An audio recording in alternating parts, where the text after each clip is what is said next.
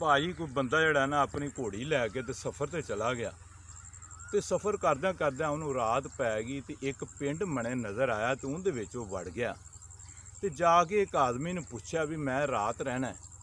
उन्हें बड़ा रुखा जिहा जवाब दिता। उन्हें कहा इत्थे कित्थे तू रात रहना, तू अगे निकल जा। अगे जाके किसी होर नूं पुछया, उन्हें भी यह गंदा जिहा जवाब दिता। उन्हें कहा इत्थे कोई थां नहीं हैगी साडे कोल रात रखण वास्ते, अगे किसी नूं पुछ लै जाके। उन्हें एक आदमी ने पूछा भी भाई मैं रात रहना है तो मैं किंदे कोल जावां। उन्हें कहा जनाब तुसीं इवें सीधे लगे जाओ, फलां थां ते डेरा है तो डेरे दा मालक जिहड़ा है ना वो बहुत अच्छा है, तुसीं उत्थे चले जाओ तो जाके तो उत्थे रात रह पिया जे। वो पुछदा पछाणदा उस डेरे ते पहुंचया तो जदों गया ना तो बंदा उत्थे मौजूद सी। उन्होंने जाके सलाम किया तो जाके दस्या भी मैं रात रहना है, मैं खाना भी खाना है। खैर उन्हें कहा भी तू रात भी रह पै, खाना भी तैनूं मिल जाएगा।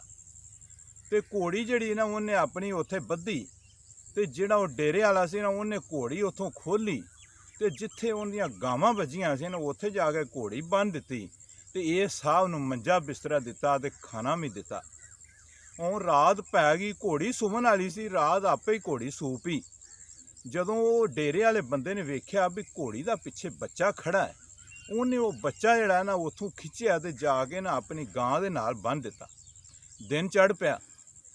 हुण नाश्ता नूश्ता किया, नाश्ते तो बाद वो जिहड़ा मुसाफिर सी उन्हें कहा भी मैं हुण जाना है।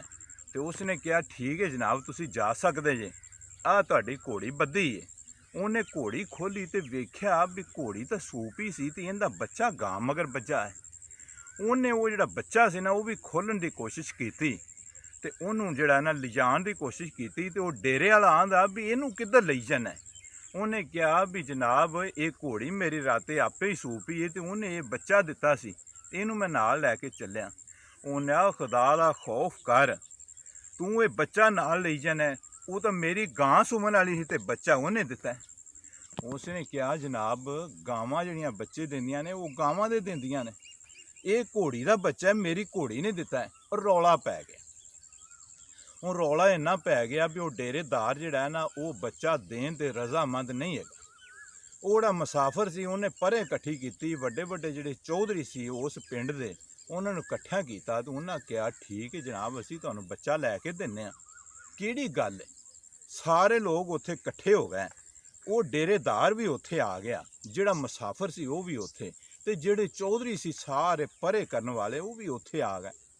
हुण सारिਆਂ ने जदों वेख्या भी बच्चा घोड़ी दा ही लगदा है ते गावां तां जिहड़ियां ने ओह घोड़ियां दे बच्चे नहीं दिंदियां। लेकिन सारिਆਂ ने ये सोचा भी आपां जिहड़ा फैसला करना है ना, आपां जिहड़ा डेरेदार है ना अपने पिंड दा जिहड़ा उहदे हक दे विच फैसला करिए। ये तां मुसाफिर हैगा, ये चला जाए इहदे नाल तां फिर अपना वास्ता ही नहीं दा। हुण सारियां शहादतां लगन लग पईयां, गवाह पेश हो गए।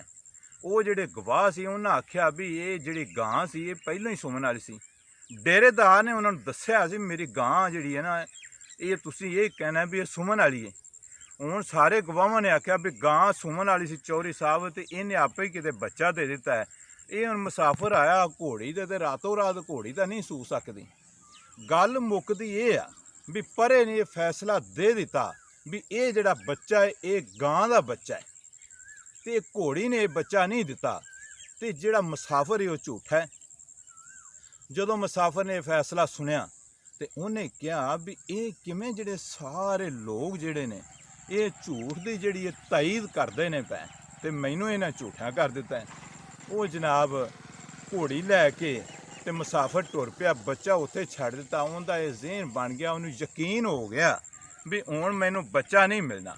जदों थोड़ा जिहा दूर गया ना तो वो जिहड़ा सी ना अपना डेरेदार उन्हें उन्होंने आवाज़ दी। उन्हें कहा भी भाजी अपना बच्चा जिहड़ा ना लै जावो, मैं तुहानूं सिर्फ ये दसना चाहता सा भी ये जिहड़े पिंड दे लोग ने ये क्यों उजड़े जुड़े ने ते पिंड क्यों उजड़ गया।